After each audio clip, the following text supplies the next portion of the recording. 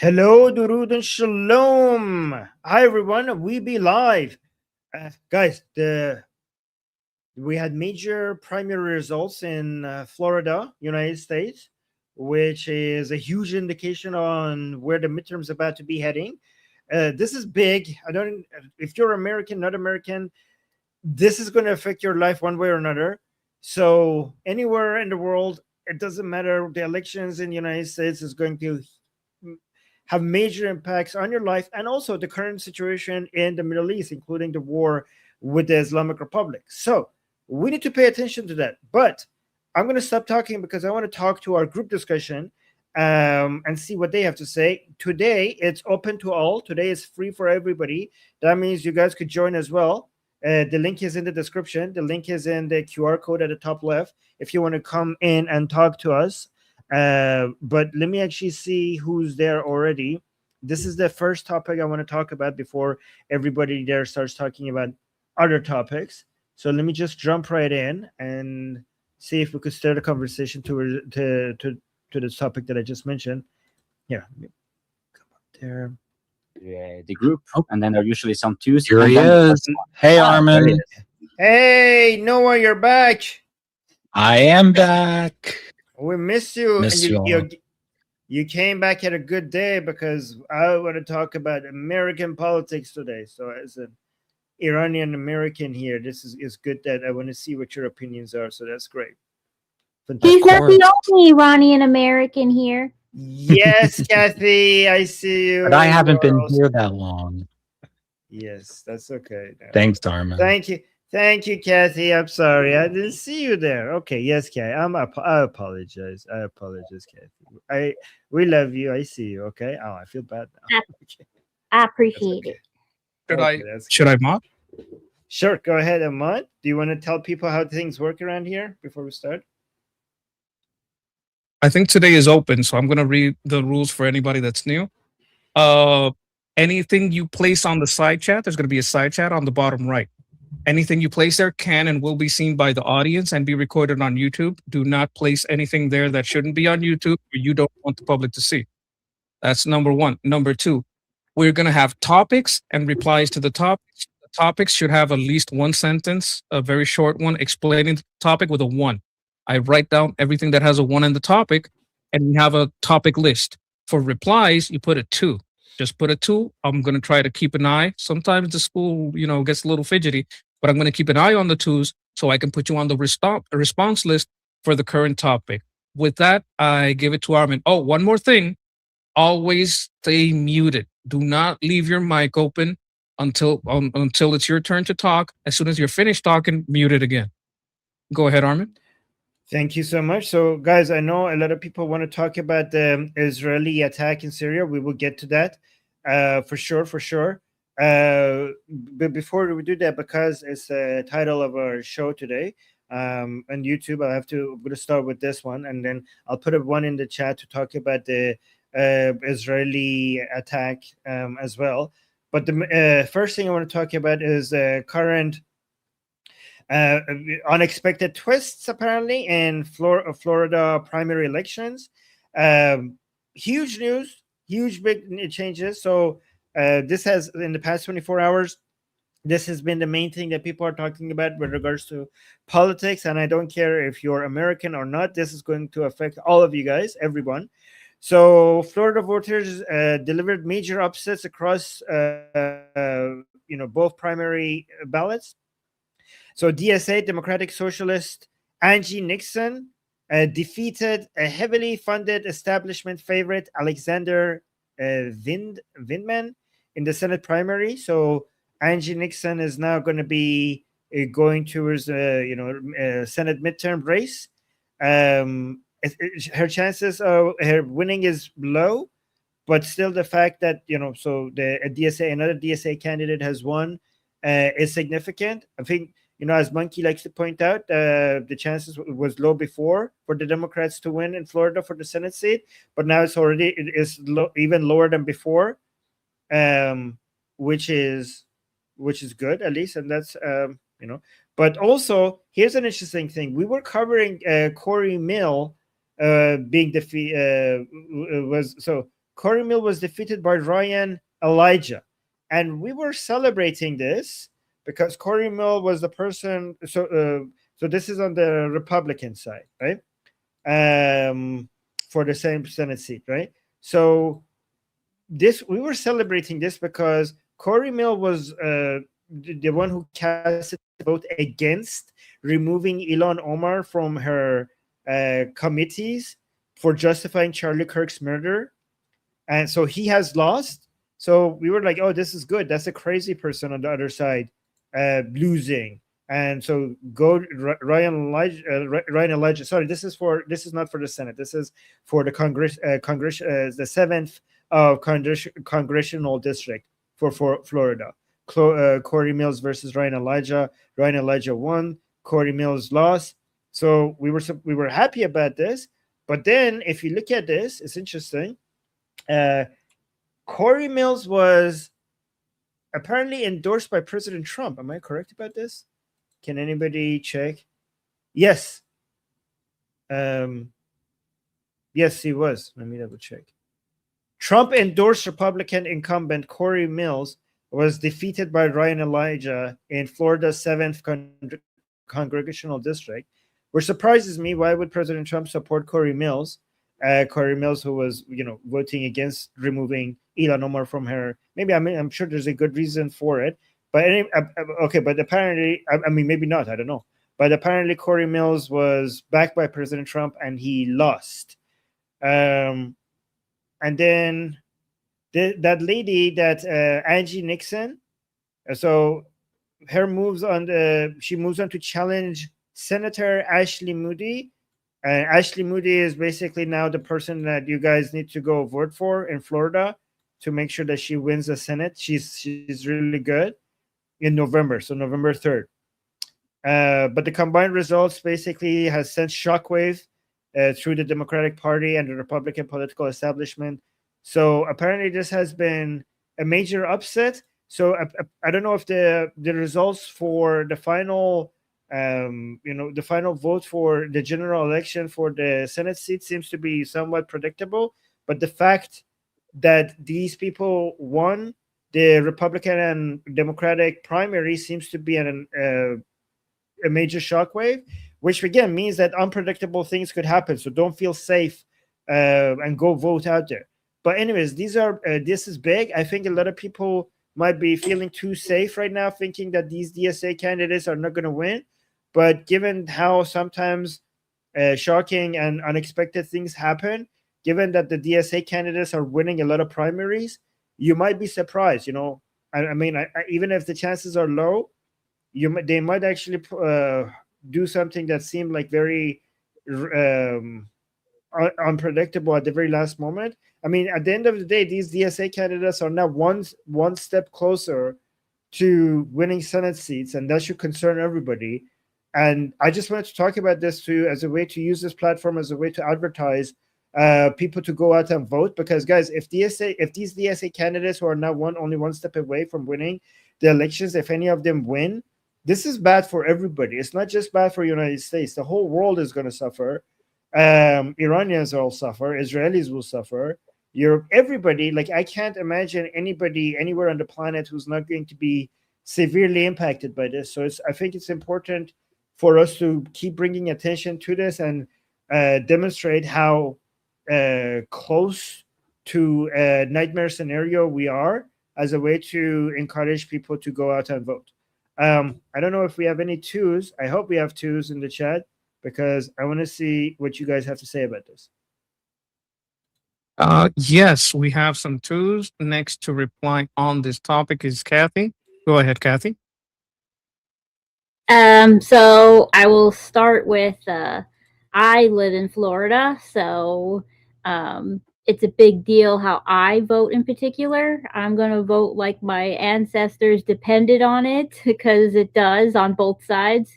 I'm definitely not going to vote for anyone on the DSA. I love what our senators and our last senator has done, and our governor has done to make Florida a safer state for us to live in. And I want it to remain that way. So definitely not voting for any members of the DSA. Okay, so Kathy, remember Ashley Moody. Ashley Moody. Okay, apparently that's she need to vote for Ashley Moody. I got it. I'm gonna vote for Ashley Moody. Okay, great. Thank you. All right. Thank you very much. Next to speak on this topic, Noah. Go ahead, Noah. Thank you. Well, I don't live in Florida, but having said that, I am a little bit concerned now that a few of these DSA candidates have won. I know a while ago I wasn't concerned. Now I'm starting to get a little bit concerned. So this is a very big deal that the DSA won in the Senate primary. I don't think she's going to win, but it's still a major concern. I'm more concerned, Armin, about the Washington, D.C. mayoral race. The D.C. mayor is like a governor because that's how the district is ran. And in their primary, the DSA candidate won. So, and how D.C. works, DC politics works, there is no Republican opposition. There is only like a green opposition. So she is all but guaranteed to win that race. So the Washington, D.C. mayor race is, the DSA is going to win there. Endorsing Cory Mills was I think it was a big mistake with all the scandals he's had. The only other Trump endorsed candidate that lost in the primary that I can think of, his name is Andy Olgus in Tennessee. He was also endorsed but lost. These are very rare, but it's considering. It's going to be interesting to see how it turns up in the fall. Say that. And thank you. Thank you. All right. Thank you very much. I have one comment on Washington, D.C. They don't have any senators. They have one congressman, but they basically have a non-voting delegate. So at least they can't affect too much. It's basically the same deal Puerto Rico has. And next to speak on this, Halda. Hi, all. I personally think anytime we have a movement, like what we're seeing, we should be concerned. I mean, we can go back to the 1960s, with the hippie revolution, if you will, and see how that drastically changed the world, at least the Western world. And we're seeing, ramifications of almost a repeat now.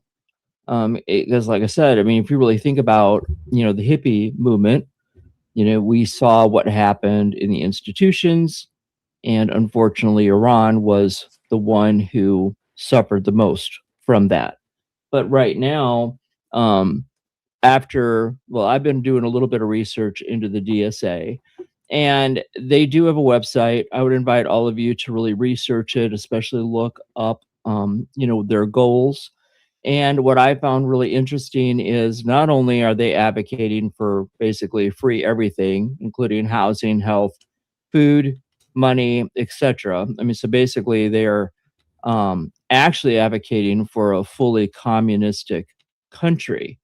They obviously want to defund the police. They want to defund, eliminate ICE. They want to empty the prisons. They also want to remove all U.S. military bases worldwide and defund the Department of War and also defund the military,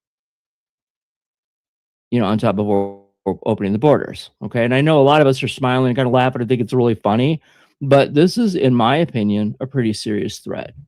I also watched an interview today with DSA members, 5 of them, as a matter of fact, literally discussing how they're preparing for revolution, and one of their first goals is to change our Constitution.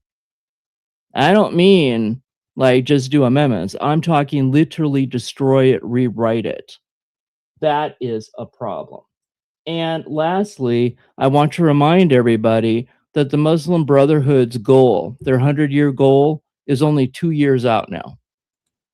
So that's about all I have to say. Thank you. That was important. Thank you, Helda. Thank you very much. I also agree. It is good to be concerned, bad to be demoralized. You have to make it too big to rig. Like you should definitely not skip it, not think these people are too retarded to win, because hey, you gotta make it too big to rig. That means get out there and cast your vote. Next to speak on this, we have Dina. Dina, go ahead, Dina. You're muted. Can you unmute yourself? Muted. I'm here now. Oh. Do you hear me? There you go. Yes, we can hear you. Oh, thank you so much for inviting me on.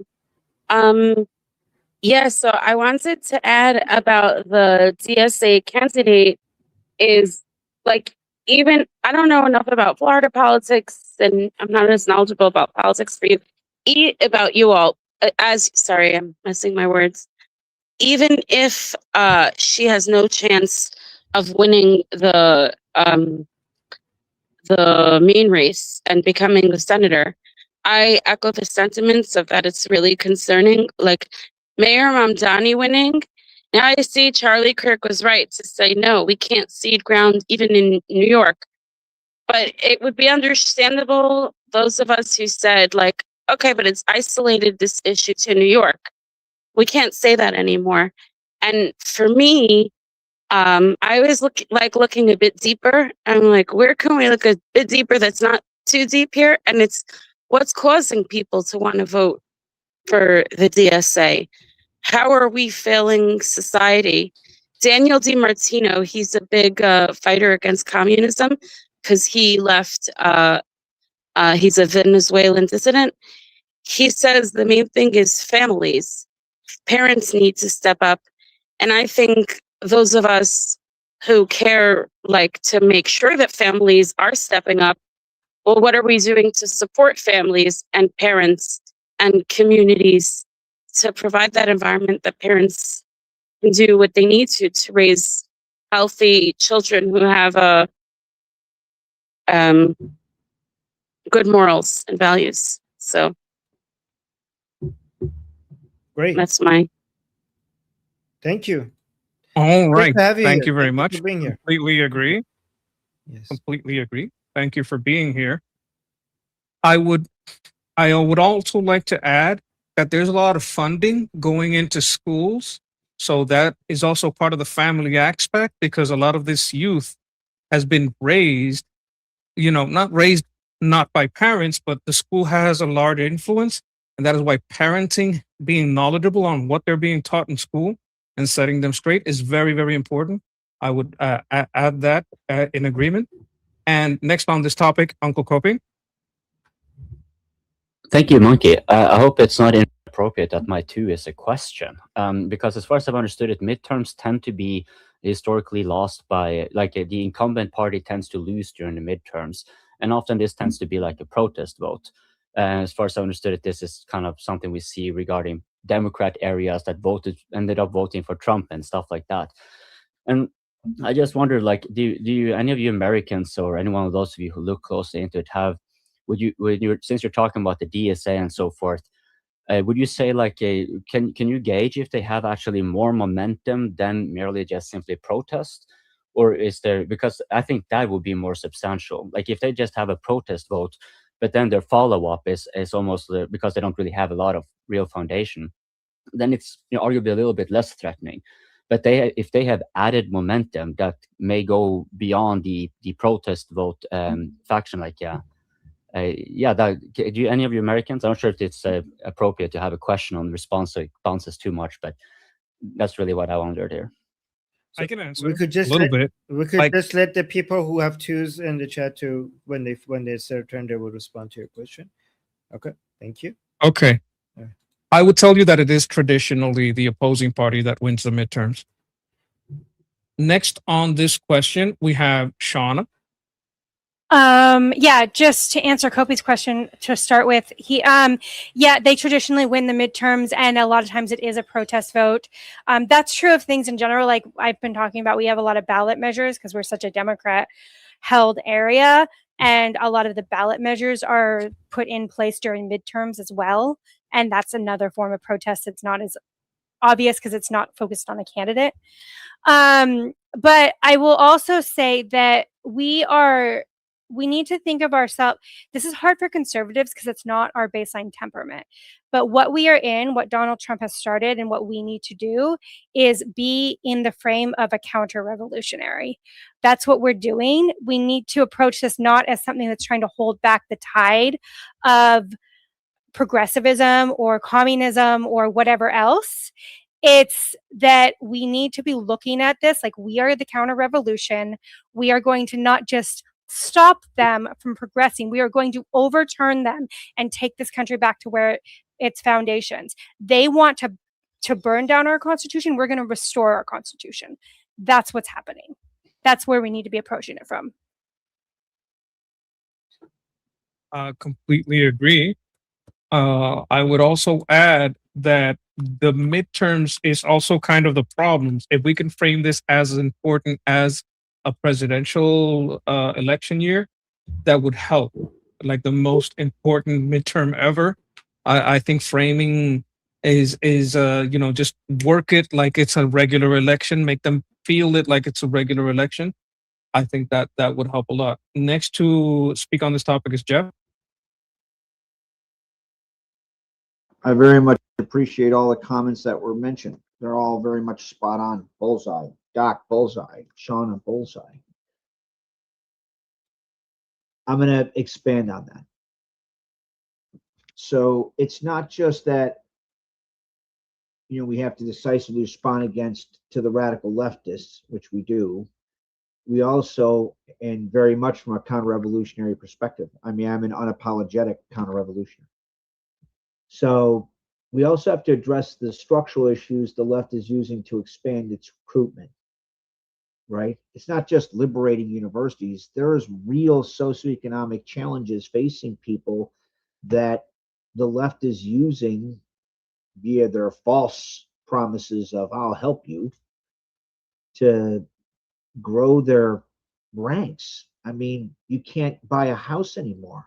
I very much appreciated why Donald went after BlackRock. And while I'm very pro-corporation, I'm also, you have to have socioeconomic mobility in a manner that isn't subsidizing people's short-term consumption of non-leading, non-core goods and services. In other words, you don't subsidize people buying beer and potato chips. You invest in them so that they have the skill sets that qualify them for higher levels of employment based on their own merit. Then you have to have focused tax cuts so that private enterprise, particularly U.S. owned and operated located enterprise, can hire them when they're out. Since this is very much focused on, and I'm not an ANCAP, that shit doesn't work, right? And people aren't going to go, well, the free market will just magically fix it all. Sorta. It'll definitely equilibrate. That said, people aren't going to sit idly by and starve to death on the street corner, right? If you're starving and you see someone in their house eating a chicken dinner, even if it's illegitimate, it's just a biological obligation. I'll try to break in your house and take your shit because other than that, I die. That's not irrational. It's definitely in many ways not exactly enlightened self-interest. There's a biological obligation there. And so what's a good answer? What's a good example of what I mean? It's very fortuitous that the focus of this group very much centers on liberating Iran.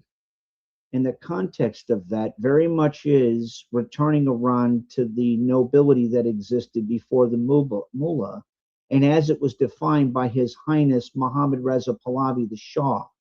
The Shah was not a bottom-up guy.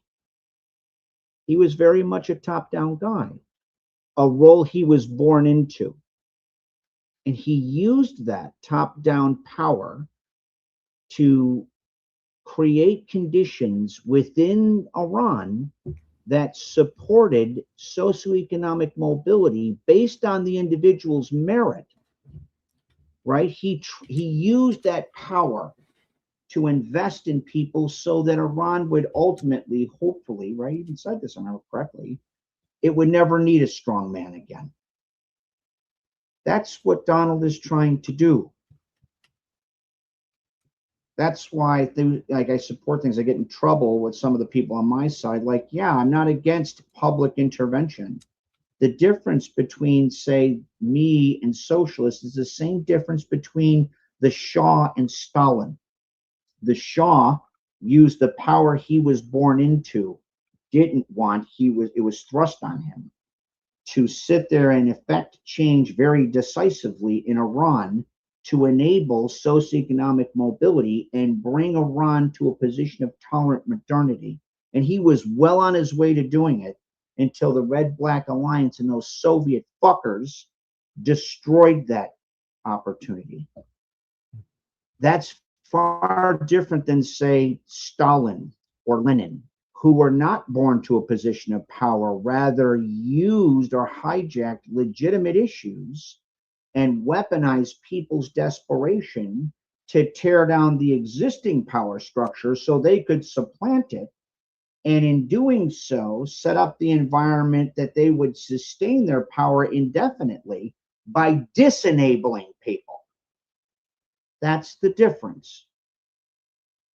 That's what has to happen. You're not wrong, and that may seem odd. Well, maybe not so odd. Coming from a committed counter-revolutionary, a lot of us are very much center-right authoritarian. There's no doubt about it. That's who I am.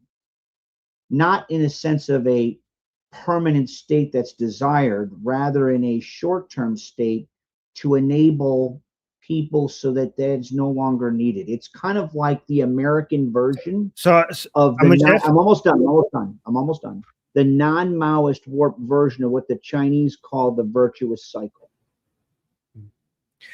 So I'm Jeffrey. There needs to be a way for us to tell you that we need to go to next people without making you upset. Okay, so just thank you. Yeah, no, that's okay. That's okay. No, but I just didn't want to offend you because those are good points. Just to add to your point, which is, I think it's in agreement with you. Mohammad Reza Shah was very much interested in getting to a point where everything is bottom up. So I understand that temporarily you need to have somebody to create that condition, but he made it very clear that he wants his son to for the third Pahlavi, for everything to be bottom up, and for us to have liberty and no centralized control from the top down. Yes, okay, so we are in agreement. Yeah, thank you, Jeff. We have the same understanding. Okay, so who's next? Yes, next we have Mr. Holman. Go ahead.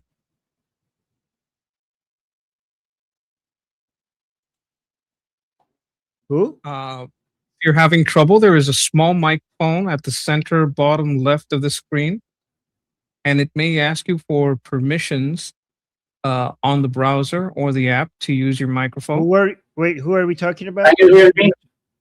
Yes, I can go hear on. you. Go ahead.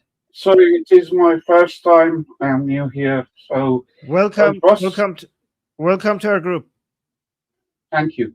I was just want to say, Diane says the lefties or the DSA, they don't have a moral. They always jump in on moral ground. They are jumping on Palestinian cause. They are jumping on suffering of other people to gain higher morals. So they are, they think they are coming from the higher moral ground, and they teach that in schools, high schools, universities, and that's a problem. The student, the children, they are thinking they are the DSA or communists or lefties. They are providing better moral high ground than the free market economy. So that's a problem. That's not they don't have a moral. They, of course, they don't have a moral, but they obviously they want to destroy everything to gain power, and they don't have a plan. If you have a look at what they stand for, the demolition police, ICE, or constitution. So always they are trying to destroy everything to gain power, and they don't have a vision for a country. Sorry if my accent is not your Your accent with is your fine. audience. Your accent is fine and you're understandable. There's no issue with your accent. And thank you. Welcome to our group. Okay. All right. Thank you very much. Welcome to the group. You were we could understand you and we can hear you okay. Just so you feel welcome and understood. Next on this topic, we have Noah. Go ahead, Noah. So the last thing I want to add to everyone's point, if the DSA does end up winning and like more DSA candidates win, and then they take a majority of Congress and everything else in the years to come, a lot of investment is going to leave this country. A lot of wealth is going to leave this country. You're going to see it move to countries that are pro-business, pro-wealth, pro-growth. It's going to be like what you've seen in Venezuela, Iran, any country that's had socialism or Islamic takeover. America will be run into the ground if that happens. So that's all I wanted to say about that. Thank you very much. I'm going to close the twos on this topic. Next on this topic is Halda. No, Dina. I'm sorry. I apologize. Dina, go ahead. Then Halda.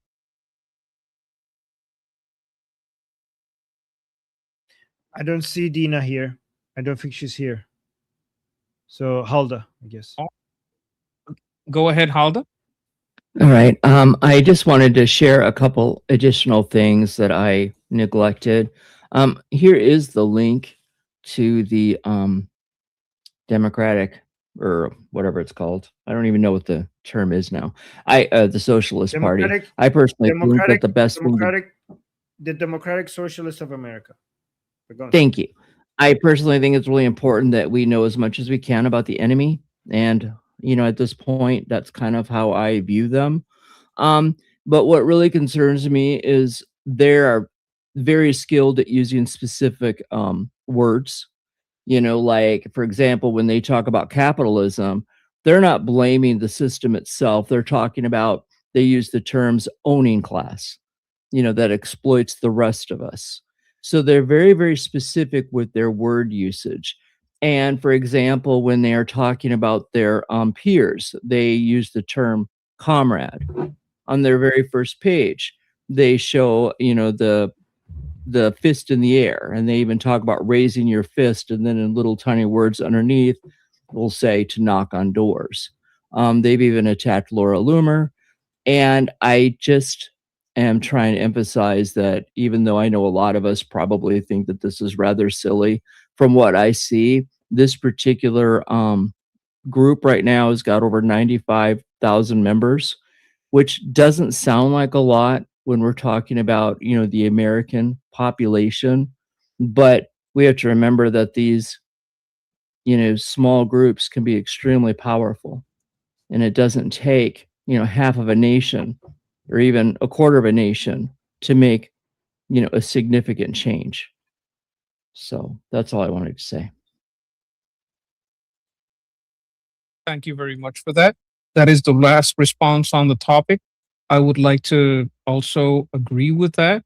It is concerning. You should take it seriously, but you should not be, you shouldn't be demoralized, right? This should put a fire, in your heart to go combat this, right? So it is serious. Don't think it's like, it's not silly. I don't think it is silly. It is serious. Like, their methodology is bad. The difference between the Democrats and the DSA is that they all want the same things, but the Democrats won't talk about the economy. And the DSA is saying, hey, we're going to redistribute to you. Like, we're going to take from others and give to you, because they have that economic message that Democrats aren't really talking about right now. That's why they're gaining ground. And that's a message that you don't want to be loved. I think that's why it's important. With that, we should check on super chats. Do we have any super chats?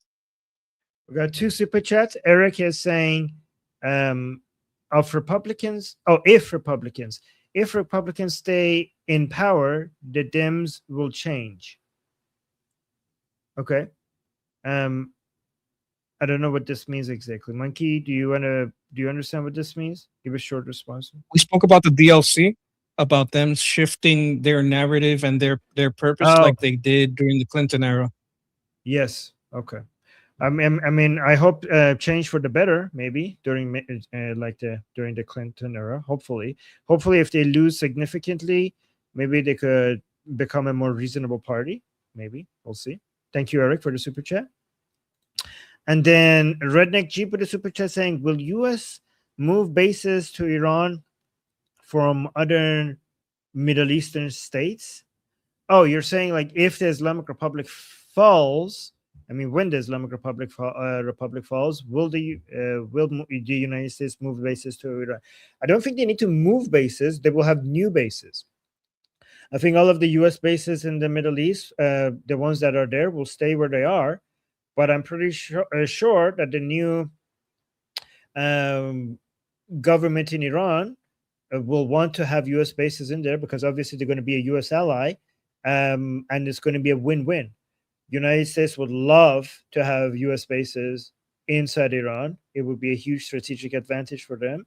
And Iran also, the new government of Iran will see the U.S. bases in Iran as a help to their security, especially at the time where they haven't yet managed to build their army. So it would be a huge win-win for both United States and Iran. So yeah, and no, they won't move bases, but they will create new bases in Iran. That's my guess. And thank you for the super chat. Can I give a super All right. quick answer on that in seconds? Like Yes. it would be nice if they took Isfahan, like we talked about before. Remember the deep bases. Again, I don't know. I haven't looked into that whether that's the most efficient way, going all the way in down there and then coming up. But you might be right. I just don't know if that is the best place for U.S. base. But maybe you're right. I wouldn't say, but yeah, whatever they need, whatever is the most efficient. I think we could figure that out later. Okay. Now, on the next topics, you had a topic that you said was very much in the news that you wanted to cover. You want to go to that? No, because it was already my topic, and I feel bad not letting people do their topic. So I'll just wait for my turn. Perfect. Uncle Copen has a topic: U.S. citizens harassed by cops in Norway. Go ahead, Uncle.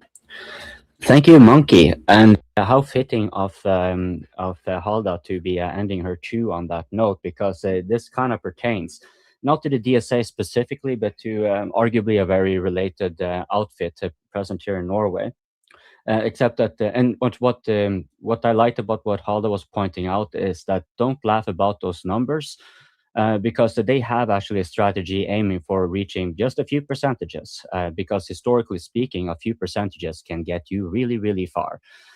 And on that note, the one I want to refer to here is a guy called Ahmed Fouad al-Khatib, which I'm sure a few people here are already familiar with. This is a Palestinian from Gaza who had over 30 of his relatives killed during the war, though he blames Hamas for it. He visited Norway here last week on what we call Idensdaluka, which I guess simply put is an event where we exercise and celebrate our democracy in a sense. So you would have organizations there like MIF, which is a very pro-Israel organization, and Palestina Komiteen, which is a very pro-Palestine group. And when he was there on the invites to visit a Norwegian Jew, which is quite fairly known, should be more known. It's Henrik Beckheim, who hosts a podcast. Now, the reason I'm mentioning this is because what the Palestina Komiteen did is something that they have been doing quite a bit. It pertains to the civil rights of Norwegians, but also the rights of Americans abroad. Because what these Palestina Committee people did, they recognized Henrik, probably one of the reasons. They probably had an idea who al-Khatib was.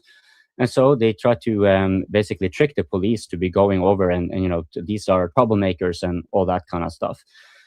Now, the conduct of the police here is a problem, and that's where the reason I'm mentioning this really comes up, because they were requesting identification from both of them, without refusing to actually give a reason for it, which is unlawful.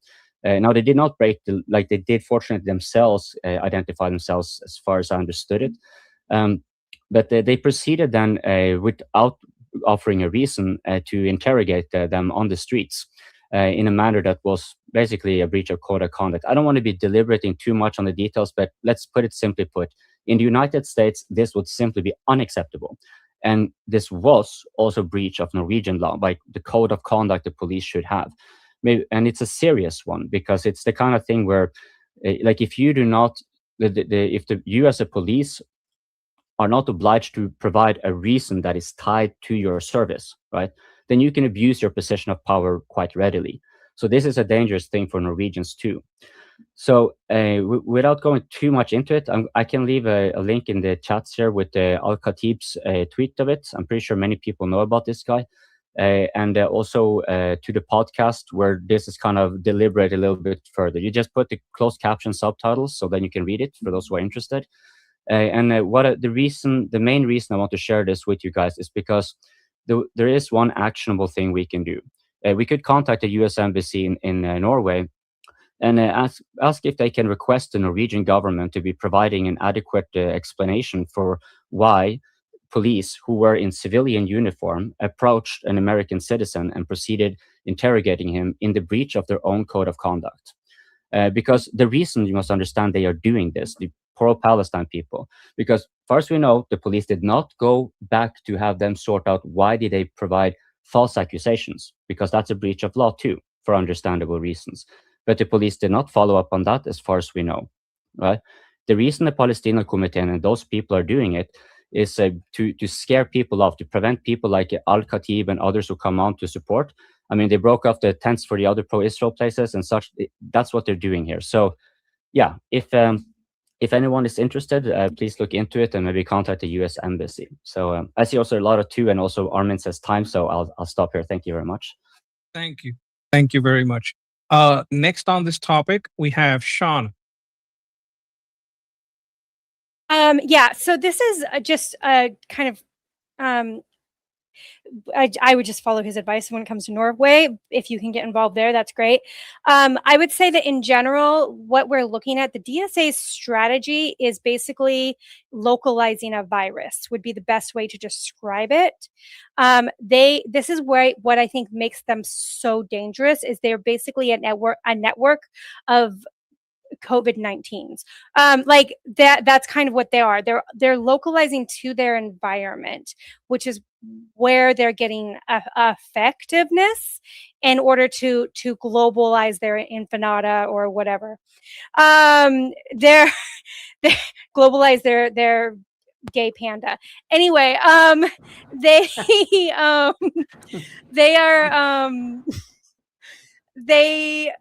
so that's what they're doing. So we need to react, and we need to become in global manufacturing. There's this term called globalization, like globalization.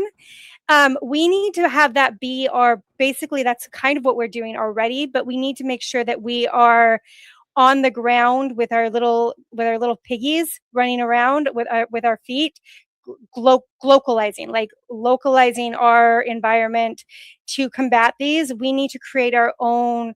If they're going to localize their virus, we need to localize our immune systems. And so that's kind of what so that's where I'm at. It's a pattern. They're going to attack different things in different regions. They don't care about which part of our system they break down. They just have jobs to break it down. That's it. That's all that it is. It's just assignments to break down. Okay, you're going to attack the lungs. You're going to attack the spleen, whatever. Like, that's how it is. So figure out what your job is in the country, like your region, and basically create the immune system there.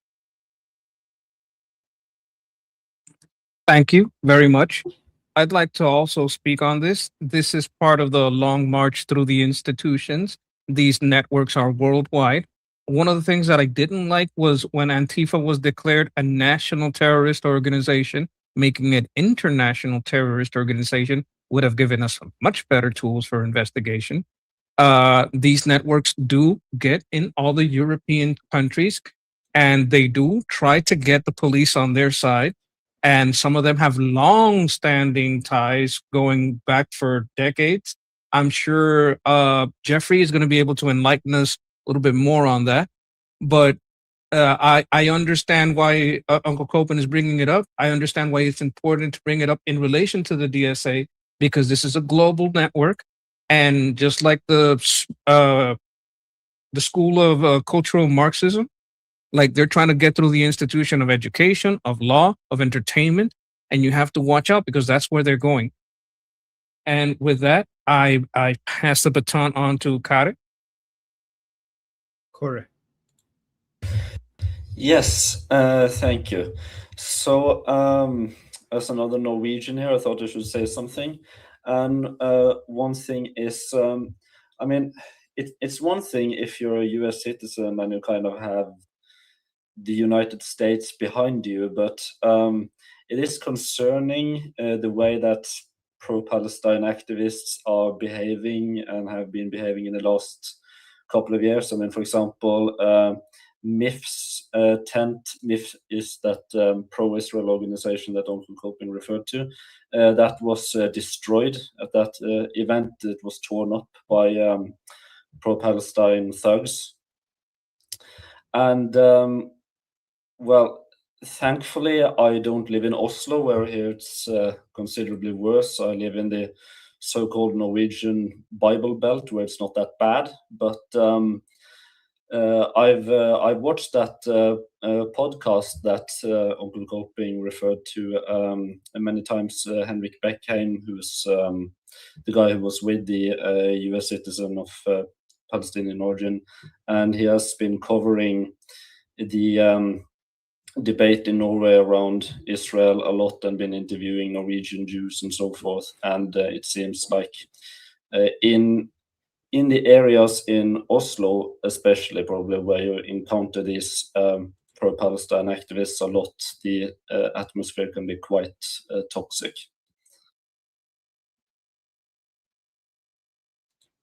Thank you. Thank you very much. With this, we move on to Jeff. Go ahead, Jeff.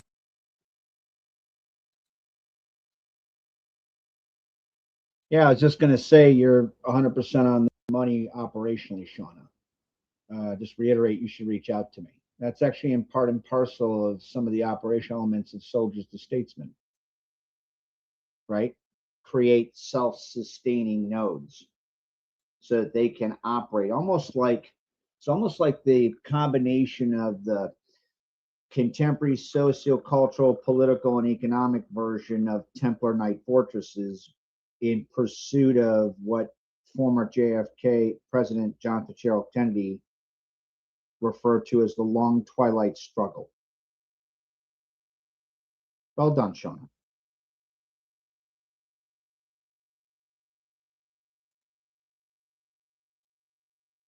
All right.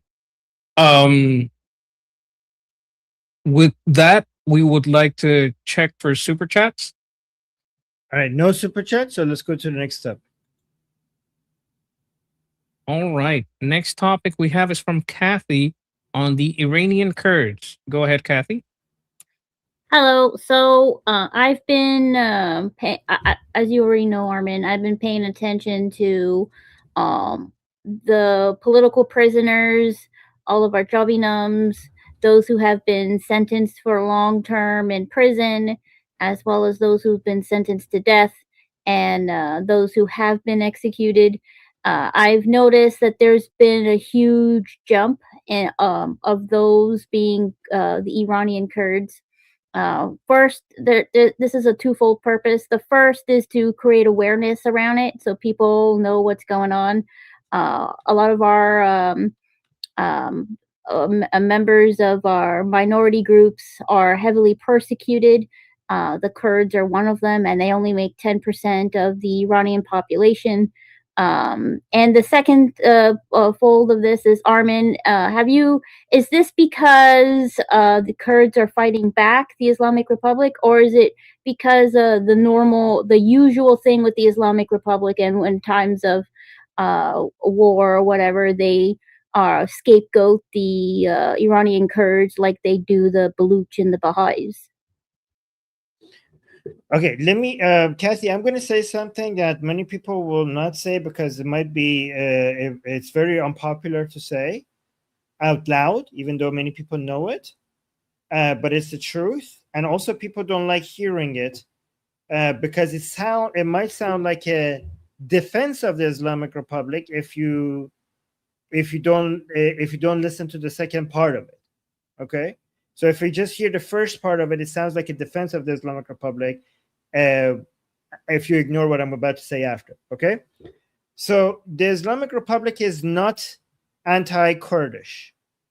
It is not at all anti-Kurdish, and it's not at all anti any minority ethnic group. Right? The discrimination of the Islamic Republic is not based on ethnicity. Not one bit. Okay? In fact, if you belong to one of these minority groups and you are Shia and support the Islamic Republic and the supreme leader, they love you even more, right, than other people, right? The discrimination has everything to do with religious ideology and not at all based on ethnic supremacy in any shape or form. And a lot of leftist Iranians have desperately tried to make the Islamic Republic's discrimination to make it seem like it's based on ethnicity as a way to make the causes that they have match other leftists around the world, as a way to match their activism with the anti-racism of leftist activists around the world, to make it seem like the racism that other leftists around the world to pretend to be fighting against, that is also what they're dealing with back in Iran. But if you see discrimination against people who happen to be Kurdish or Baluchi or any other ethnic group, it could be for many reasons. It could be for them being Sunnis. It could be because they're poor and it's easier to ignore poor people. It could be because they are closer to the border and, the regions that they are become made, they get focused on because it's a border region. But it's most of the time based on loyalty to the regime and its ideology. And it's almost never about ethnicity unless you're Jewish. Does that? I don't even know if I answered your question. I think I completely, before we go to your question, what do you think about this so far? What we just said. So the Kurdish, I'm assuming in that case they're Sunni. Is that correct? Because I don't know what they are. So Kurdish people come in all sorts of viewpoints. Okay, we have Sunni Kurds, we have Shia Kurds, we have atheist Kurds, we have atheist capitalist Kurds, we have communist Kurds. Kurds is an ethnicity, so they come in all different views, right? Depends on the Kurd. Okay, then why the rise in arresting them or sentencing them to long sentence in prison or death sentences or jobinums? Why the rise of that? I mean, they do that to everybody. I see. Yeah. So it's not anything particular. Well, I mean, if you have more uprising, so for example, in the recent uprising, we had many of the regions where the uprising was the highest, was the biggest, were Kurdish regions, right? Right. So it might be in response to the fact that the uprisings was some of the most intense uprisings happen in Kurdish regions. It could be because of it. So then would it be safe to say that another uprising is imminent? Well, obviously, you've spoken about it on the show with Ollie. So is another uprising imminent? Depends on what you mean by imminent. Another uprising will happen. Another major uprising will happen. The timing of it is hard to the timing of that is hard to predict. And anybody who gives you a timing is making it up. Even if they end up being right, they got lucky.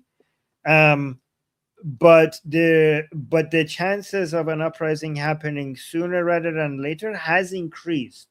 It doesn't mean that it will happen soon. It just means that because of the current economic situation, the Islamic Republic is treating it like uprisings are going to happen sooner rather than later. But the Islamic Republic is more concerned this time because it feels like the uprisings will happen from the jihadi-minded Iranians as well this time. Right? No, I understand where you're coming from now. It makes more sense. I'm just going to continue what I've been doing, which is keep track of all of our political prisoners, their sentencing, and who has been executed, who's become juveniles. I'm just going to continue doing that. It was just a question because I noticed a huge uptick of it being Kurds lately. That's all. Yes, because Kurdish Iranians, their regions has been made. They have been very a big participation was from the Kurdish regions of Iran, which again, remember how much this shows that the Kurdish Iranians are united with the rest of Iran, right? So remember, so many of the people who, so many of the leftists who talk about Kurdish Iranians, they're trying to separate Kurdish Iranians from the rest of Iran, as if they have their own separate cause from the rest of Iran, right? But the fact that Kurdish participation in the Lion and Sun uprising was very high, and the fact that the nature of the Lion and Sun uprising was a national uprising and not an ethnic uprising, it was a united national uprising. It's also revealing of how much Kurdish Iranians see themselves as part of the rest of Iran, right? Because this was a very, very national uprising. It wasn't about Kurdistan, it wasn't about Khuzestan, it wasn't about Baluchistan, it was about all of Iran. And the Kurds in the Kurdish regions of Iran participated in the uprising not for the Kurdish cause, and not for the causes of their own region or their ethnicity. They participated for the sake of Iran. When you shout Javid Shah is not a Kurdish cause. It's an Iranian cause, right? And one thing, Kathy, by the way, I really admire what you're doing. And thank you. Please keep bringing these things up and sharing it with us. One thing that I encourage you to notice while you're going out and investigating is how much the Kurdish Iranians focus on their Iranian identity rather than their Kurdish identity, and how much they see themselves as part of a national movement and not a Kurdish cause, but an Iranian cause. I can do that for sure. Thank you. Thank you. Javid Shah. Javid Shah. Long live the king. I would also remind everyone, Uncle Coping is reminding me over here. Please like and share the stream, subscribe, leave a comment. All that helps with the algorithm. Next on this topic, we have Homan. Mr. Homan, go ahead. I just wanted to say Islamic Republic is totalitarian regime. They are against anybody not with them. It doesn't matter you're Kurdish, Baluchi, Gilaki, Azari, anybody who is not with them, because they are totalitarian, they will kill them. They will try to make them poor, try to discriminate against them. Is not only certain ethnic group, they are against anybody who is not with them. Armin explained that clearly, so just want to add that. Thank you. Thank you. All right. Thank you very much. Next to speak on this topic, we have Halda. Go ahead, Halda.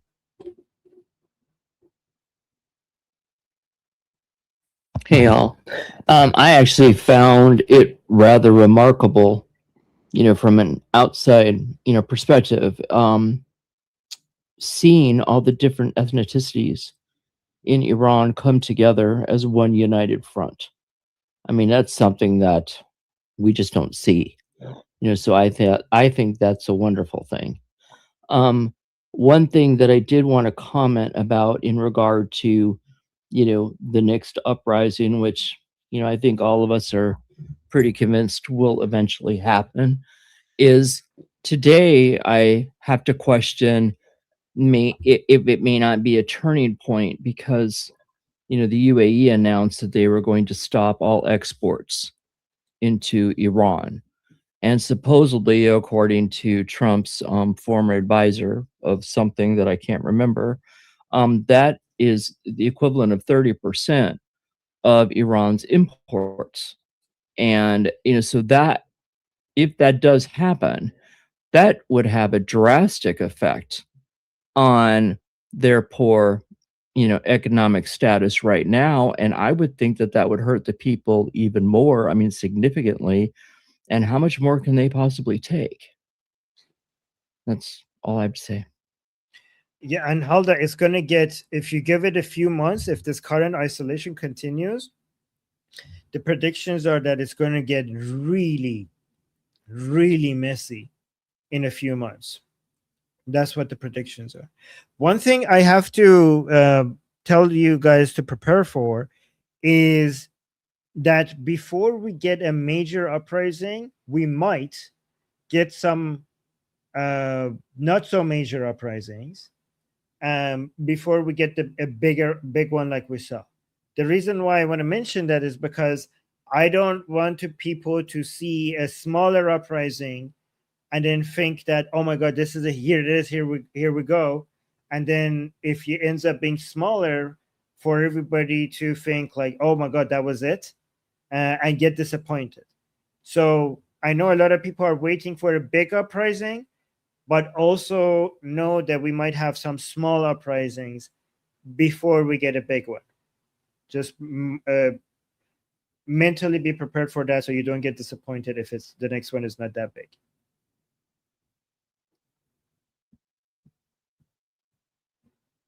Agreed. And I think continuing to collect all the information on all the people oppressed and murdered, tortured by this totalitarian regime is very important. With that, I would like to go to super chats. Do we have any super chats? We don't have any super chats, so let's go to the next topic. All right. The next topic is from you, Armin. Israel executed 8 targeters in Abu Duhar. Okay, and I think this is the only last one we have in the chat. So if that's the case, I encourage people to put more ones in the chat. Is that the case? We have more. Oh, we have a few more. Okay, great. Okay, so guys, this is something that so many people were bringing up in the chat, and I didn't even manage to go a deep dive. I mean, I heard about it on the news, but I was hoping there are some people here who could talk about it in more detail, because this is major news. Israel and Turkey were this close to going to war with each other. Israel and Turkey, they were very so Israel just launched 8 airstrikes on an airbase in Syria, and the primary objective was to stop the Turkish troops from deploying and reactivating the facility. This was in Idlib. The strike severely damaged runways and storage buildings, but resulted in no casualties. I mean, we talked about this a little bit before, but the number of people interested in the story, I knew Israel had done this. I didn't realize, and I mean, I realized this yesterday. I mean, it was on the news, but I didn't know how big of a deal this put Israel and Turkey against each other. Turkey strongly condemned the bombing as a violation of sovereignty, and Israel was like, Israel's response was officially "Go F yourself." We're not gonna we are not gonna let Syria turn into a military operation against us at some point, right? So a lot of people were wondering, will Israel and Turkey one day go to war with each other? And a lot of people think like, well, no, it's not likely. Turkey is a NATO country. What the hell? Like that doesn't make any sense. That's not going to happen. But the fact that it almost Israel and we haven't even gotten to the major escalations that people are predicting that will at some point happen between Israel and Turkey, and we're already seeing something like this. Imagine if some Turkish soldiers died in this attack. That would be a major escalation. So I don't know. I wanted to see what you guys think about this, because this a lot of Israelis sometimes come in the chat here on our YouTube like, hey, after the Islamic Republic, we need to be focusing on Turkey. Turkey is going to be next. Turkey is going to be our next main enemy. Turkey, Turkey, Turkey. So many Israelis in the chat mentioned it. And I didn't know how seriously to take those comments. And after this attack here, it seems like, tensions are very, very high between Israel and Turkey. And given how much Turkey is interested into moving into Syria very aggressively, and having a lot more impact there, and how much Israel sees that as a security threat. I was wondering if you guys think that this is going to eventually escalate between like a war between Turkey and Israel, and what do you think about the details of this attack, and why did Israel do this, and was it the right move? Is Israel I agree. I think Israel is very right to be concerned about this. But I was just wondering what you guys think. So, yeah. All right. Next to speak on this topic, we have Kathy. Go ahead, Kathy. My biggest concern is, as you mentioned, the fact that Turkey is a member of NATO. The last thing we want is for NATO to be activated, and then we have to decide, because the United States is practically NATO. So who do we decide on to support? Not to mention, as far as I'm concerned, Turkey started this. Israel is defending itself. It has every reason to be concerned. What's happening with Turkey trying to do what they're trying to do with Syria. As far as I'm concerned, we need to remove Turkey from NATO because they're being ruled by the Durkas. So that's just what I think. If anyone has any additional input, I would be happy to hear. All right. Next on this topic is Kill. Go ahead, Kill.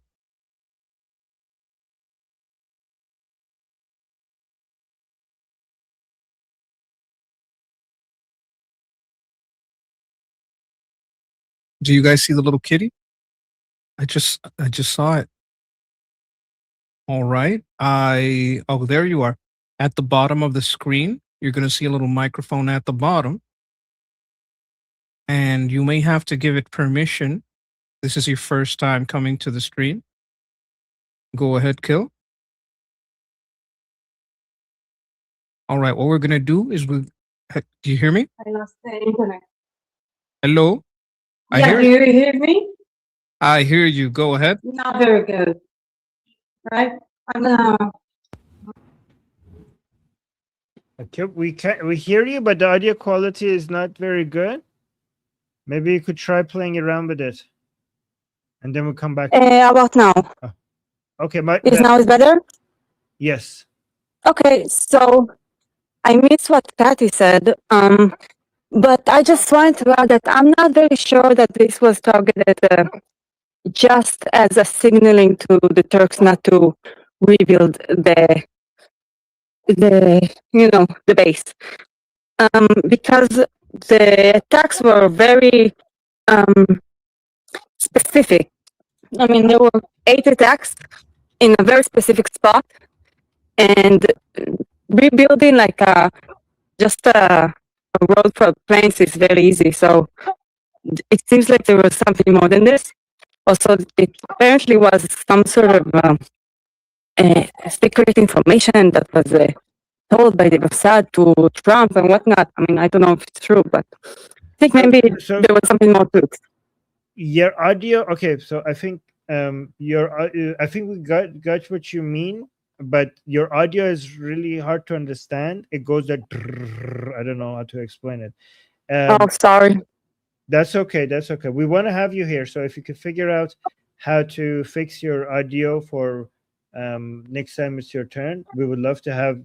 We would love if you could figure out what the issue is and then fix it. And thank you for being here. Yeah, thank you. Thank you. All right. Next on this topic, we have Nathani. Go ahead. Yeah, I think regarding the question of whether war is inevitable between Israel and Turkey, I don't think it is inevitable, but there are certainly some alarming signs. So one is obviously Erdogan has sort of split with what has been the traditional, post-Ottoman Turkish posture towards Israel, which was quite cooperative, and there was a lot of actual military cooperation as well. So Erdogan has broken from that. So that's one problem. And then the other problem is that what I'm hearing out of Turkey is that the media is obsessed with Israel and is pumping a lot of anti-Israel narratives into the sort of the discourse over there. So at the same time, Erdogan himself, I think the indication is that he's also quite unpopular. So I don't know what the sort of post-Erdogan Turkey is going to look like. I think it's still up in the air, but there is a possibility that a more sensible leadership emerges that isn't constantly using Israel as an excuse for their own internal dysfunction. Sid, before we go to the next person, I was away when Kathy was speaking, saying that we should kick Turkey out of NATO. My understanding is that NATO would not want that because of the geographical access that Turkey gives NATO to. I don't know, the area, like it's so important for NATO. I mean,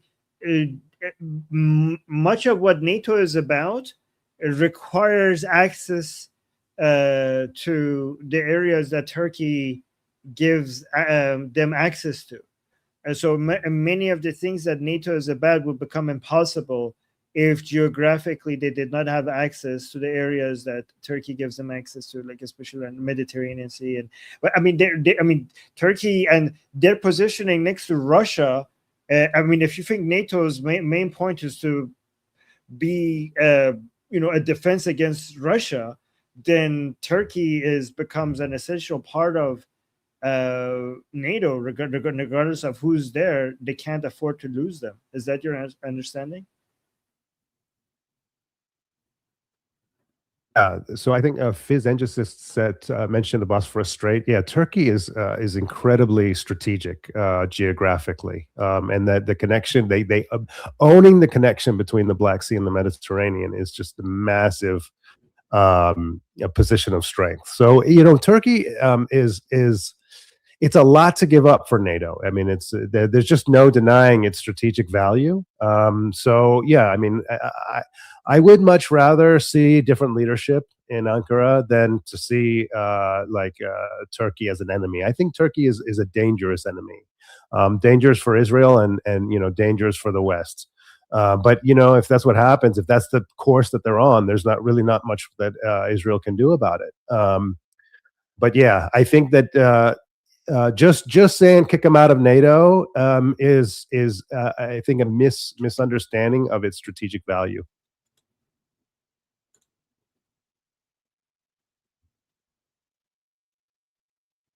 Okay. All right. Next. Next on this topic, we have Homan. Go ahead, Homan. I just want to say NATO doesn't mean if Turkey goes to war with anyone, NATO going to defend them. NATO is defensive alliance. So anybody get attacked, first they're going to consult and then they're going to defend the country. Israel and Turkey are going to war. They are at war at the moment, via proxies in Syria.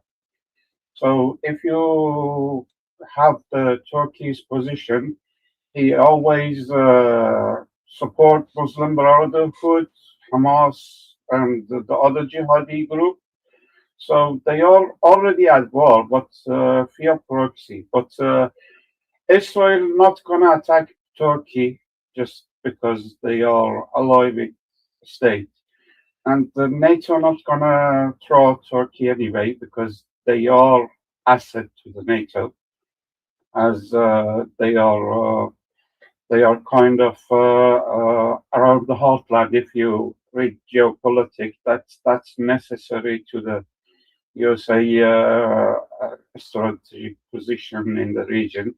So the war could continue, in my opinion, in proxies in Syria, in Gaza, in everywhere else. But I don't think anybody, and even Turkey, not going to attack Israel. They may have a big army, but they are not. They don't have any independent air force, or they all American air force, and the navy is not very powerful either. So I don't think Turkey gonna attack Israel directly. I don't think Israel gonna attack Turkey anyway. But the war gonna continue as proxy war. So that's we're gonna have for this foreseeable future. Yes, it would take a lot, and there's another problem that they would have. They would have to do it without the USA, because when the USA wanted to go after Iran, NATO said, "Oh, we don't want any part of it." So if NATO tries to do anything to Israel, US might say, "Oh, we don't want to have any part of it." And you know what? I'm going to stop chipping in. I'm going to cut all funds because you guys aren't funding yourself, and I'm not going to fund this. They could see themselves very, very harshly affected if they even tried to try to bring the Security Council or whatever in on this. This is just my estimation, but Jeff might have something to say on this. Go ahead, Jeff. Yeah, all good points. It's actually a very significant issue. So what do you have? You have an Israeli strike on a air base that's about, I want to say it's like between 40, like 25 and 45 miles from the Turkish border, right? It has particular routes that link Aleppo, Hama, and one other I can't rightly remember. So you have 8 airstrikes. They hit the runway, storage facilities, hangars. That was all kind of rebuilt as part of some rehabilitation work. There is no casualties, although there's material damage. And Israel then rightly, outlined it and took responsibility for the strike. So what was Israel's issue? Israel had stated that Israel and Syria had this status quo in security matters, which Syria was on the verge of breaching by permitting Turkish troops to deploy to an air base near Aleppo. And Israel understandably warned that they would view that as a threat to their security. Well, why? Well, so, in part and parcel of the reason why, at least from an external observer's perspective, at least part of the significant reasons why Israel views Turkey from a deep level of suspicion, above and beyond competing, well, this kind of underwrites the competing interests. I mean, Erdogan's government has long been,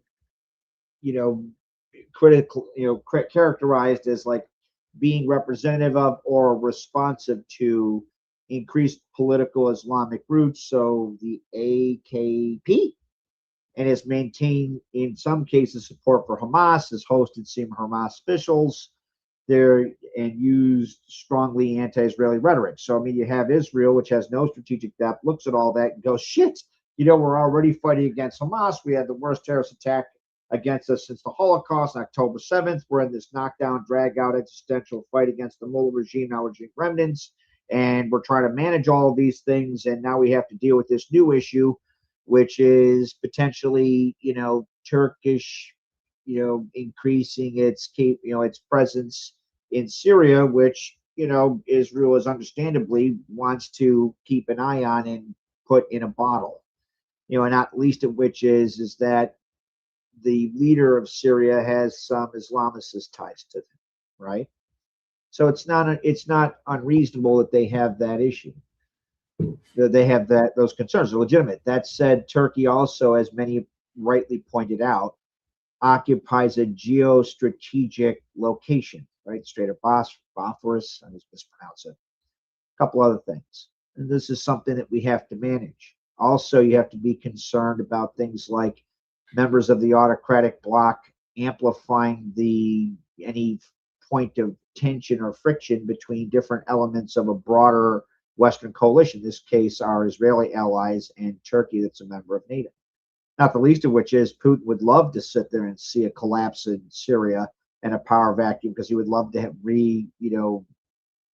reestablish his control in that area.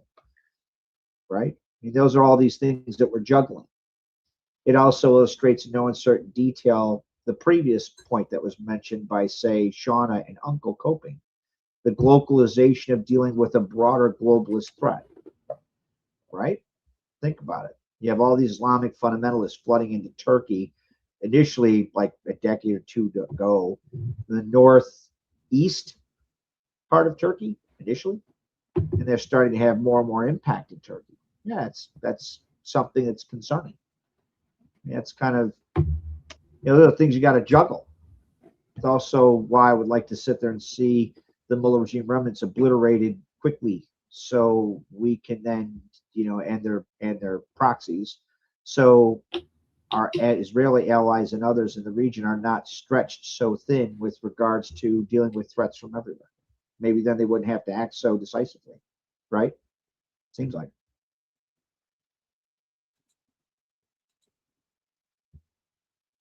All right. Thank you very much, Jeff. Next to speak on this topic, we have Kat. Go ahead, Kat. So a couple of things.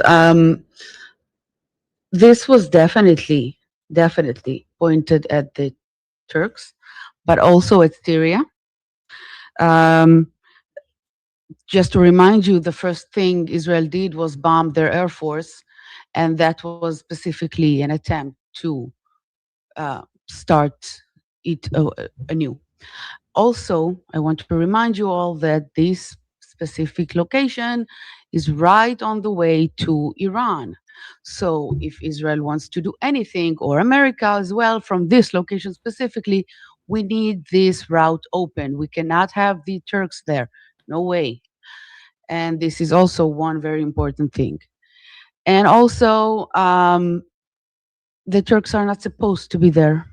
I don't know if they admitted it or not. I think they didn't, but maybe I'm not updated by now. Things go so fast. Also, something which it seems unconnected, and I'm not sure, but I don't believe it's unconnected. At the same day or a day after, there was a declaration that they have nuclear weapon, not nuclear weapon, like nuclear material still.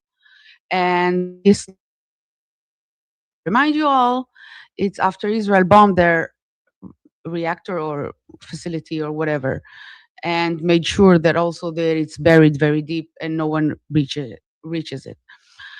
So, and it's also, I think, okay, so a couple of points. How do you call this word when you make your enemies fear you so they don't attack? I got this word now.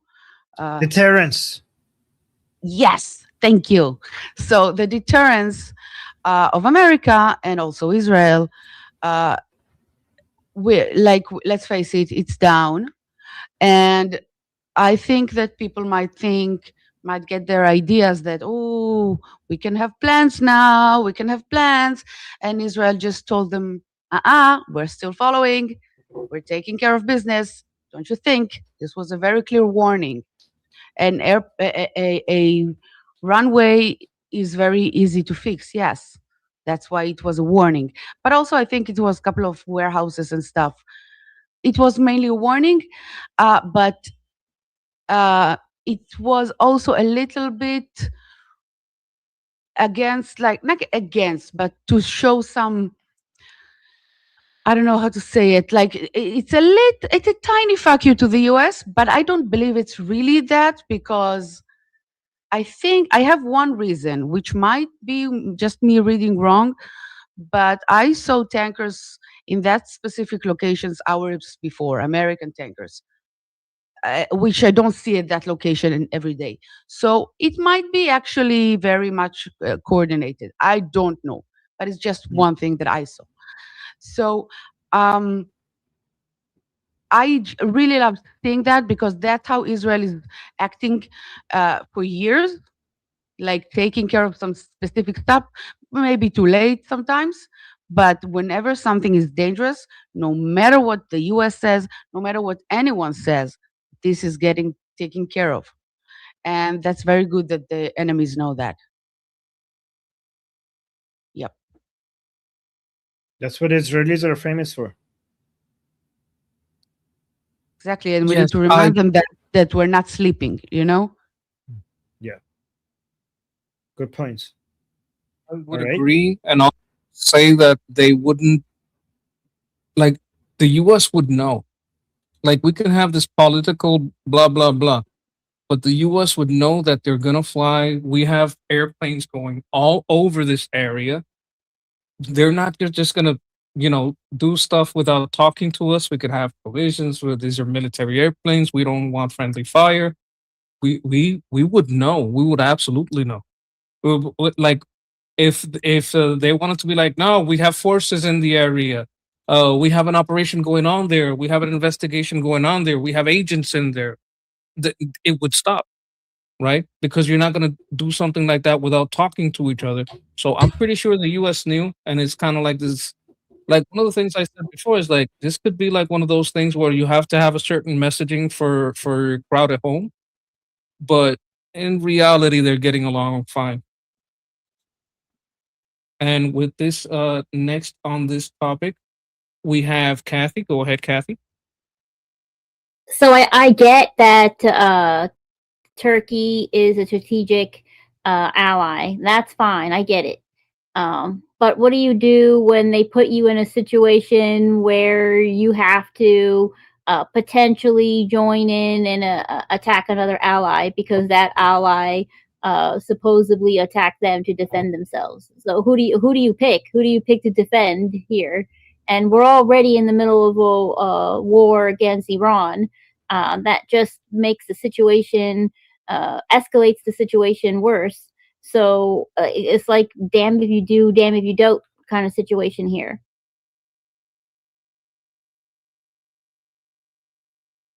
Yes, read. Jewish Samantha wanted me to read out that Turkey has Mayor Ekrem İmamoğlu held in pretrial detention in Marmara prison. I have heard that Turkey has been taking candidates and putting them in jail. These are authoritarian moves. Now, is there corruption there by some politicians? Is there some reason? I don't know. Like, I can't get into the specifics, but I have seen a lot of chatter about not necessarily this specific case, but other cases, which leads me to indicate maybe it's more political persecution than corruption because of all the chat. And with that, we move on to Yehuda. Go ahead, Yehuda. Yes, can you hear me? Does the mic work? Hello, can you hear me? Okay, Yes. so to Turkey, first, Cat is right with the uranium. There was an asset program where they wanted also reactor to make bombs, because I taught in another emission that every country that was only civilian use nuclear energy wants thorium, because in that cycle you don't produce plutonium, you can't make bombs, you need zero enriched uranium. And a little bit from the destroyed reactor U-235 was in the storage of this airport, and this airport was a landing zone for the Turkish army. So the problem with the Turkish army is they start now to pay Hezbollah, pay them, so therefore Iran, and the reason are the Kurds. That's why Erdogan wanted to join Iran against the United States, because the Kurds got armed, and he hates the Kurds because he hates the PKK. And you know also that Jolani was Daesh, this Al-Jara, and he is sponsored by Turkey also. And another thing that is that Turkey is flirting all the way with China. That's why they are having joint military work together. Also, I wanted to say that Turkey wants over them to reintroduce the Muslim Brotherhood back into Egypt. You know that Erdogan's party is based on Muslim Brotherhood, like Hamas. That's why he has Hamas at home in Turkey. And Turkey was flirting with Russia because Hungary doesn't have a seaport. They have it's only land borders, so they need Russian oil. And the one that was delivering it to Hungary was Turkey. And the rhetoric that he wants to conquer Jerusalem tells our media, he owns the media. He forbids, there's no media in Turkey. Everybody who is saying anything about Erdogan comes to prison. It's a totalitarian state. It's an Islamistic state now.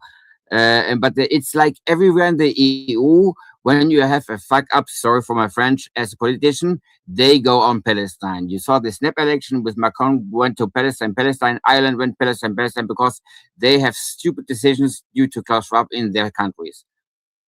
That's what I wanted to say. I appreciate that insight. The PPK is a problem. Sometimes I wonder if this trilateral meeting is Turkey maybe wants some help in funding or whatever to deal with the PPK. Pakistan wants to deal with Afghanistan. And of course, Saudi wants help with the Kurds, with the Houthis, my bad. And they have had some mobilizations for joint training and all that. Thank you for your insights. And next we go to Shauna.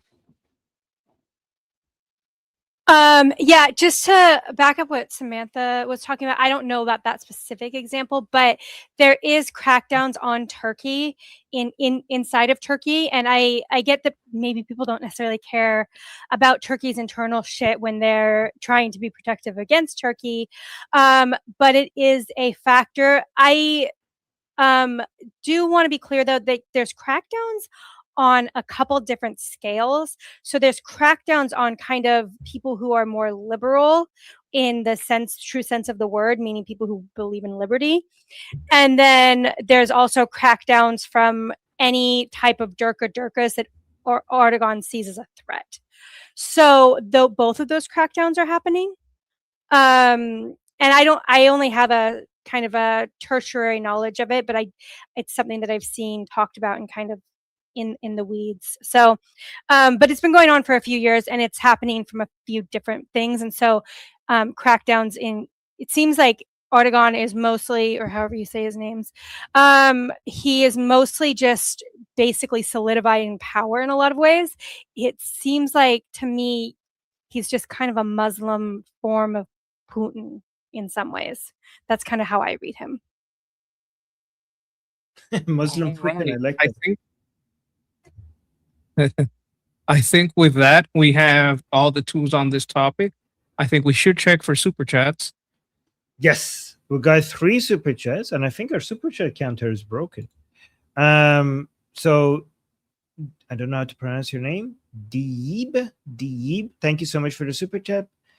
Saying to what degree, if at all, is the 1,000-year non-aggression pact between Turkey and Iran still active? So I looked this up because I didn't know what you're referring to. And apparently this is, because I'm pretty sure like something that ancient is not relevant. I was right. There's no non-aggression, no 1,000-year non-aggression treaty that exists between Turkey and the Islamic Republic, at least, or Iran or the Islamic Republic. The non-aggression pact that they have is based on something they signed in 1639, 1639 Treaty of Zuhab, and the July 1937 Sadabad Pact. So those are it's based on those. So they're not based on 1,000-year non-aggression pact, which I don't even know what it's referring to, but I might be wrong. And thank you for the super chat. By the way, so one thing interesting between Turkey and the Islamic Republic is that they are, I think, 2 out of the 3 expansion, well, maybe 2 out of 4. If we think about the expansionist powers right now that exist in the world, let me know, guys, if I'm counting them all. So the expansionist power that exists in the world right now, all the powers that are trying to expand beyond the border, all the nation state beyond. I'm not talking about militias or terrorist groups or the Islamic world as a whole, but we're talking Putin, CCP, Erdogan, and the Islamic Republic. Right? So inside Iran, inside Turkey, inside Russia and China, I think these are the nation states with leaders that are if North Korea trying to expand? Yes. Jeff, I think North Korea is just a proxy of the CCP. Not really. Okay, I think these are the four: China, Russia, the Islamic Republic in Iran. Yes, threat to South. Okay, expand maybe into South Korea. Okay, yeah, North Korea expand to South Korea. Okay, sure. So that I get. Yes, that would make them expansionists. Okay, so North Korea. So that's 5. But Erdogan and the Islamic Republic have this in common. I mean, I guess imperialism. I think North Korea just wants South Korea, nothing more. But the other 4 have like some imperialist agenda. That's what I would say. The 4, right? Okay, so is instant barbecue. Okay, instant barbecue with a super chat saying Damascus Durkaz actually wanted to say thank you, Israel. But I don't know. I don't know about that. Depends on the kind. Depends on the type of Durka you're talking about, right? Some of them would be happy with this, some of them would be against it. Depends on what side they are, but yes. And Sayed, thank you so much for the super chat, saying best community to watch and listen to. Job well done. Thank you all. Oh my god, guys, Sayed enjoys you guys and your commentary. Thank you, Sayed. That's very kind. That's very sweet. We do have the best political community anywhere on the internet. I do think so. I agree with that. Thank you, Sayed. We'll take that. We'll take that, compliment. Thank you, Sayed. That's very sweet. Thank you for saying that. All right. What's the next topic? Yes, the next topic is coming from physicist engineer, and his topic is NIAC seems concerned that it's sidelined in favor of FDD. Yeah, so I found that over the last few days something I think is a positive sign. I'd like to get people's view on this. And it comes on the heels of the reports that Trita Parsi and Sohrab Ahmari were having quite a bit of influence in the White House, specifically through J.D. Vance. So something that was kind of interesting was Saturday, I saw Trump posted FDD's Iran program director video, Bemin Ben Taleblu, which was discussing strategy in the Iran war. And then shortly after, on Monday, Trita Parsi was announcing that he was increasingly concerned that third round of war was very likely. And then this morning, I just saw that NIAC is getting very concerned. They put out a post that they're very concerned that it appears that the FDD has gained influence within the White House. And they've been recognizing that a lot of the White House policy seems to mirror the latest FDD output. So I just wanted to mention that. I thought it was a positive sign, something that I saw and kind of smiled at. So I was curious, am I being overly optimistic, or do you think this is something worth being excited about? No, it's very exciting, guys. For people who don't know, FDD is like a think tank / lobby group that is very much on our side, and they have a very positive influence, and they're becoming more and more influential. So what is it called? FDD is like no. So it's the Foundation for Defense of Democracies. Oh yeah, Foundation for Defense of Democracies. Yes, and so NIAC. So for people, so NIAC is the foundation that we're very much against. NIAC is basically the lobby of the Islamic Republic in Washington D.C., affecting policies which should be illegal, but somehow they managed to find a way to not have any direct ties, even though there's so much evidence that shows they are directly tied to the so-called reformist wing of the Islamic Republic. Trita Parsi is the founder, and he's basically a complete puppet of people like Javad Zarif or Rouhani type people within the Islamic Republic.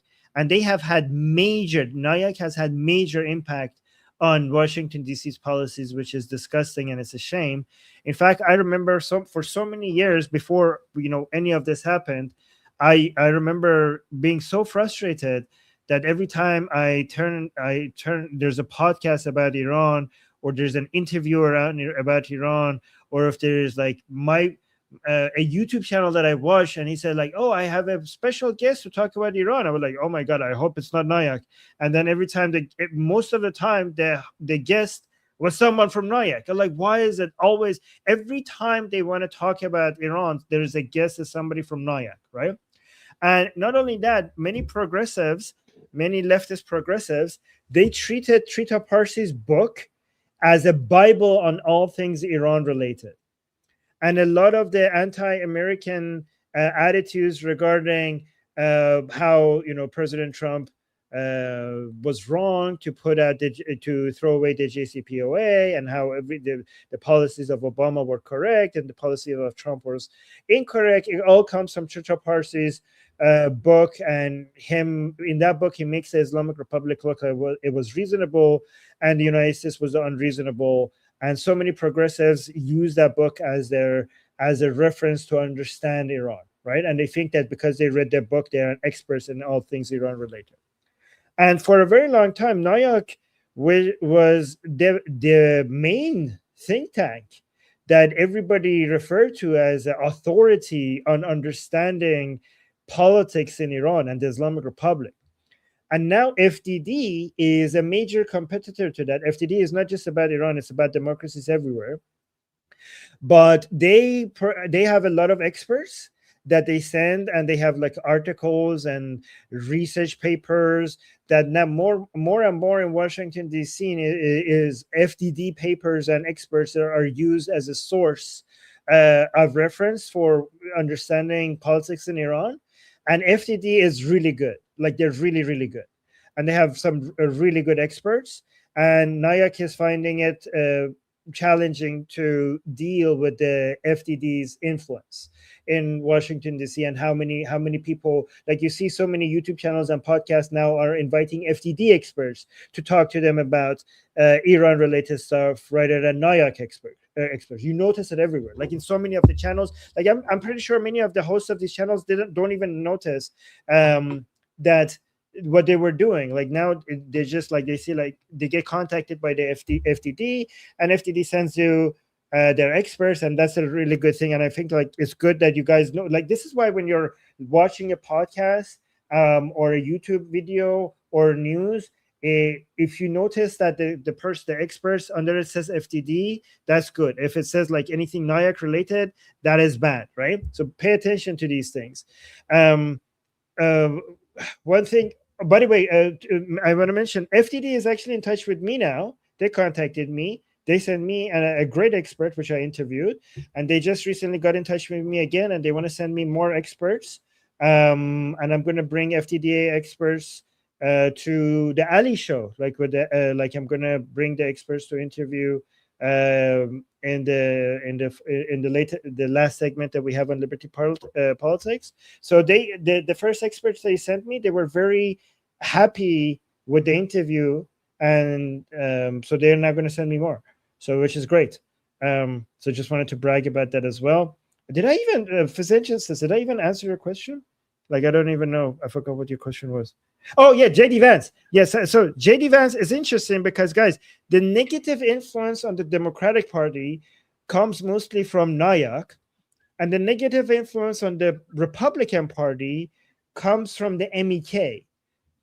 So it's interesting that Nayak, who traditionally goes to Democrats, has now found a way to get to JD Vance, which is not a Democrat last time I checked. So this is a new development. Yeah, go on. Is it okay? Yeah, I was going to ask if I can comment on that. So one of the ways they've done that is Trita Parsi is also heavily involved in the Quincy Institute. And the Quincy Institute has ties with a number of Republicans. Sohrab Ahmari, for example, I think is a member of the Quincy Institute. And that's the tie-in that NIAC has started to make with the right wing. I see Jeffrey's responding to that. So yeah, it is definitely a cancer. And just I wanted to follow up a little bit because you had mentioned Trita Parsi and NIAC's ties to the Islamic regime. Just for people that don't know, Trita Parsi, at one point, someone claimed that he was tied to the Islamic regime. NIAC sued him, and when it came to discovery, they ended up dropping the case. There's a lot of circumstantial evidence as well as some fairly direct evidence that NIAC is tied to the regime. Awesome, thank you. Oh, Yeah, great topic. I would like to just for a few seconds read something.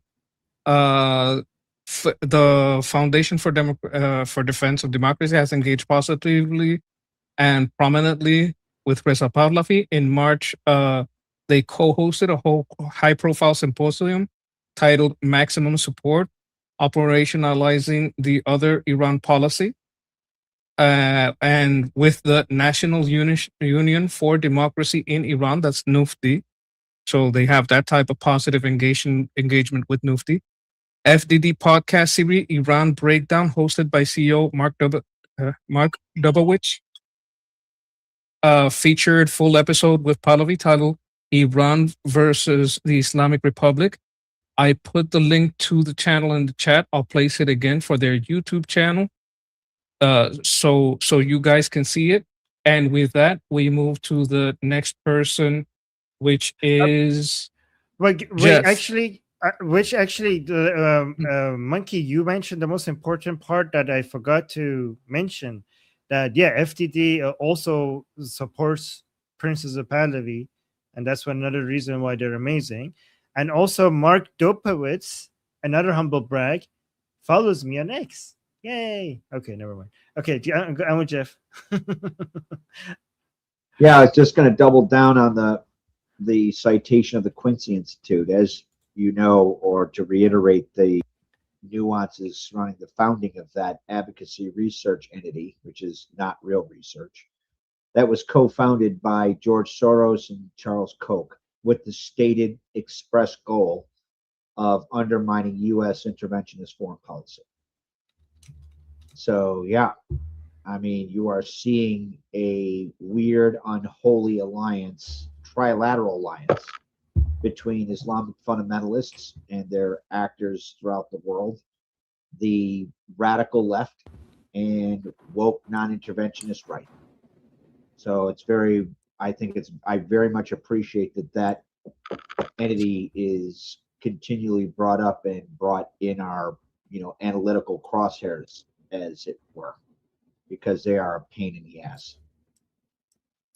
I would also, if I can comment to another tie-in that all of these groups have is the Doha summit that happens every year, and this is where you get crossover with guys like Tucker Carlson and the woke Reich, and so this is sort of how NIAC has expanded. They've utilized Qatar and the Quincy Institute. It's actually pretty scary, but it seems like people are really starting to catch on, which is good. I went over some of the history with NIAC that was discussed in the congressional hearings because they're having problems with them, saying that they're like basically a very bad institution. They've been around, I think, since 1993. They're talking about them and NAIR. And it's basically a foreign, they're classifying them as doing lawfare to get out of investigations. They're not handing over discovery. Have a lot of problems with discovery and doing a lot of lawfare to get out of their responsibilities in a case. It angers me to a great degree why the Department of Justice doesn't move on these people more strongly. I've talked about this with Jeff many times. But next to speak on this is Kath. Did you say my name? Yes, Kathy.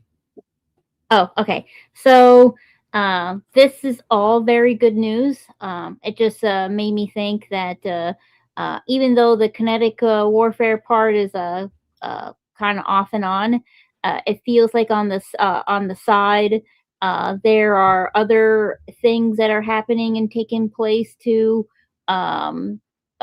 get rid of the Islamic Republic, like this FDD completely taken over. Well, basically, I'm just interpreting it how I understood it. Taking over over Nyack and in popularity.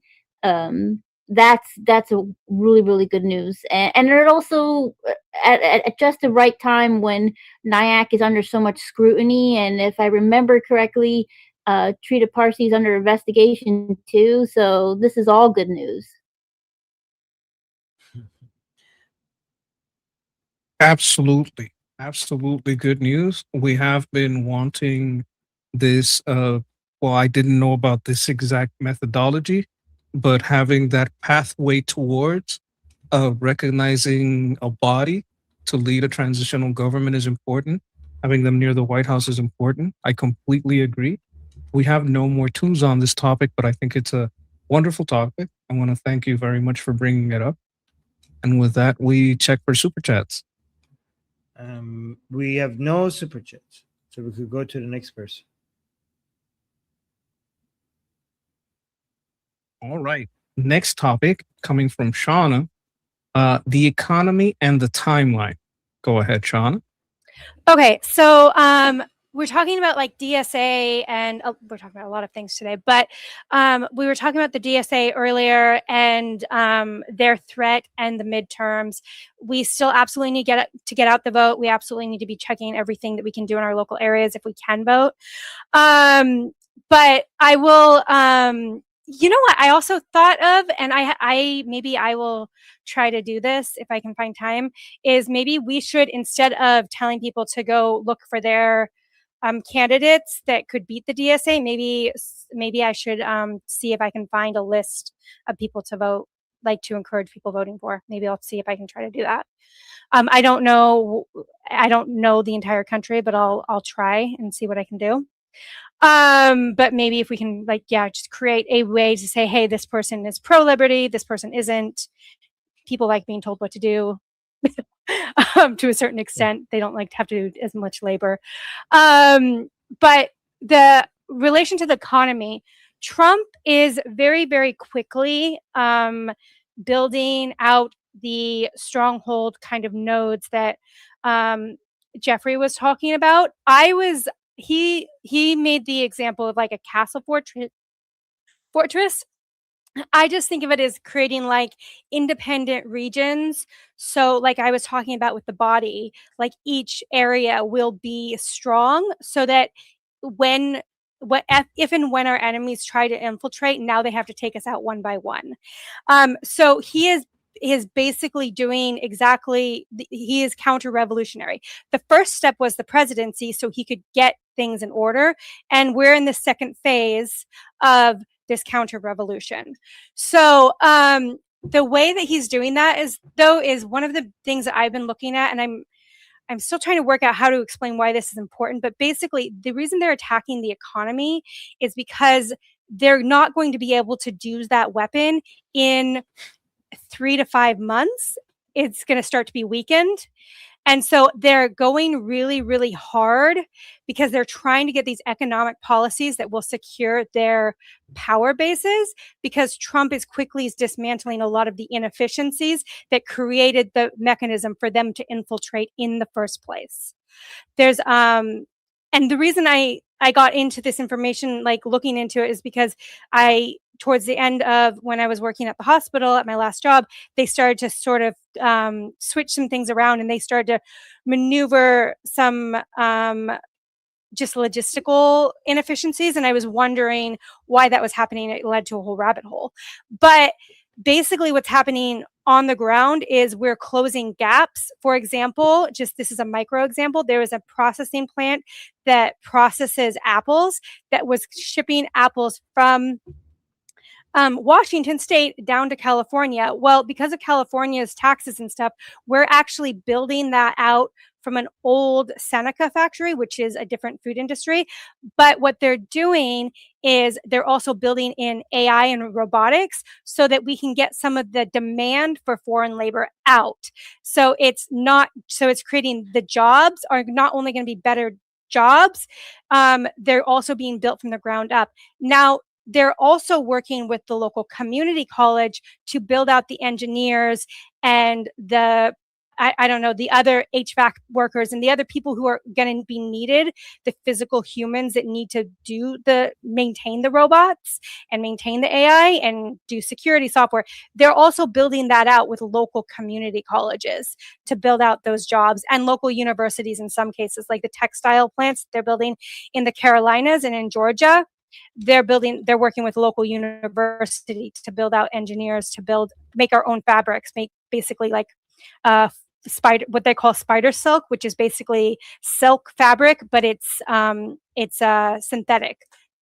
So these are like very specific examples because that's how I did it. I looked at very specific things, but he's doing that across the country. That's going to bring our economic of our labor force back up. It's going to get these young men back to work, and people who are happy and stable don't vote to overthrow their country. So right now, the communists look really, really crazy because they've spent years building out these little niches, and they have to attack now because they're under extreme threat because there's an antibiotic system that's now in the works. So that's just kind of what's going on the ground. Yeah. And so we need to just make sure that we're getting out the vote. This midterm is incredibly important, but we also need to understand that it's a counter revolution. We're the antibiotic. We need to just move through the system.